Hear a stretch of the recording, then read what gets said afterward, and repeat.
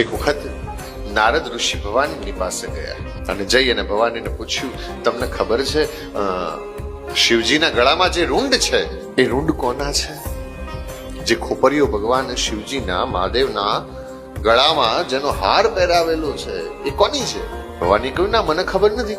ત્યારે નારદ ઋષિએ કીધું, નારાયણ નારાયણ, જાણવું તો જોઈએ. અને એ વખતે ભવાની આવી અને શિવજીને પૂછ્યું, પ્રભુ ખોપરીઓ કોની છે જે તમે ગળામાં ધારણ કર્યા છે? ત્યારે મહાદેવ બોલે છે, દેવી આ રૂંડ બીજા કોઈના નહીં, આ ખોપરીઓ બીજી કોઈની નહીં, તમારી છે. શું કહે છે? તમારી છે.